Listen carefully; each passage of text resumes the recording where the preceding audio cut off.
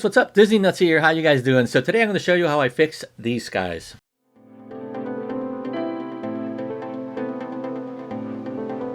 Pretty cool, right? So this is actually Pandora, the world of Avatar at Disney's Animal Kingdom, and it is an awesome spot for night photography, long exposures, and then other fun stuff, as you can see. Of course, it's another planet after all. Now, I wanted to do these quick videos that show some basic common things that happens to me all the time when I'm taking photography around the parks, and this is one that always bugs me, and I just wanted to share with how I usually deal with this and fix the issue of the skies in this area. So without further ado, we're going to head into the computer. We're going to be using Adobe Lightroom for this, but if you have any other program, you could basically follow along with the same techniques they're going to be using. So without further ado, let's head into the computer. Now what you're seeing here is actually the finished file. As you can see, it looks pretty cool. Sky looks great. There's no surprises. And I'm going to show you now. Here is the original file as it came out of the camera. As you can see, the skies are a little bit, they're not necessarily blue. So we're going to show you how to fix that right away.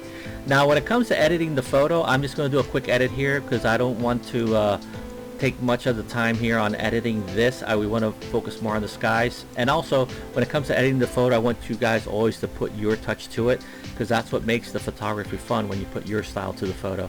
And you can do stuff like the sharpening a little bit, maybe a little noise reduction, you know, a little color, whatever you like, however it looks good to you. Now let's go ahead and jump into the part of the sky. Now as you can see, the color of the sky is somewhat like a darkish color, but it's not really blue. So we're going to go ahead and actually paint over it, and Lightroom has a tool that you can actually paint over certain areas of the photo, and we're going to do that by hitting the K, and the K is going to bring up what is called the masks tool, and this allows me to paint on certain areas of the photo with the settings that I want it, separate to what the settings that it already has. Now when I do that, it's going to give me like a plus sign, and here we have the options to select a brush, a linear gradient, or a radial gradient. We're going to go with the brush, which allows us to literally paint. Now when it comes to that, you'll see you have some options here, and the size of the brush that you're going to be using, the feather, which is how much it's going to like fade out into the edges of the paintbrush, and the flow, as well as the density. Now as for the size, I would put something a little small, and doesn't have to be something big, because we're going to paint over it once and then we're going to go back into the details. Now very important, we do need to turn on the auto mask, and what the auto mask does is that we're painting, it's going to try to look for lines, and whatever's inside those lines is going to try not to paint it. Not perfect, but it does help when we start going into the details. So turning that on, and then I'm going to come here to my settings, and I'm going to put the temperature all the way to the left, which means I want it to be as cool, in this case blue, as possible. So using my brush, I'm just going to click here and paint over the sky, and you can see quickly how it starts to change colors. Now don't worry if we paint a little bit over certain things like bushes and stuff like that. We'll go back and fix this in a second, but I just want to go ahead and do like the first pass, like I call it, where I go in and I just you know, cover everything at least with a first blanket of color. Then if for any reason I need to go back, I can actually click the erase button here, and you'll see that my my brush will now have a minus, and what that means is whatever I paint is going to be removed from the mask. And I'm going to go ahead and turn on that as well, and I'm going to paint this time over the mountain and remove the colors of it. And if those, and you can also turn on what is here, which is to show the mask, which is to show what we painted, and that allows you to actually assist when you're removing stuff. So here I can see on the mountain I have some red, so I'm going to go ahead and remove it using my the same tool, but in this case using the erase option, and just a little bit. In the case of the trees, it's okay if you get some of the edges like that, because it's not going to look bad.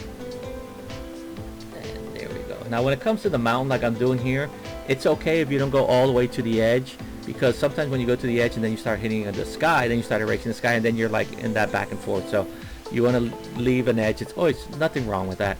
And if I turn my mask off, you'll see I got a nice blue sky here. And then another thing that I'll do is, I could call it my second pass, I'll go back to my brush tool and I'll make it even smaller. But in this case, instead of just painting like crazy, I'll go in and tap, something like fill in the spots here. And here, for example, I see these spots here that needs filling in, and I just go in and tap on it a couple times, and I see here another one right here, a couple spots here. And this is how I fix those little touches. And there you go. There's our sky. Now, if you want to do something even more extreme, you can even come to here and where is the color and actually select the color. And you can even make the sky even darker if you want to do it. And if you want to go even lighter, you can do that as well. If you want to make some weirder colors in there, and you can go ahead and select that as well.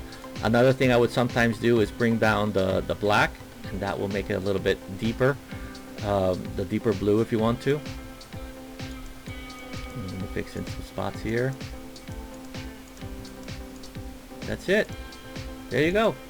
Hey guys, so that's it for today's video. Hopefully you enjoyed this quick tips and quick fix of how to deal with the skies in Pandora. If you like these videos, please subscribe to the channel. It keeps these videos flowing, and it keeps us going and get these videos out there for more of you guys to be able to see.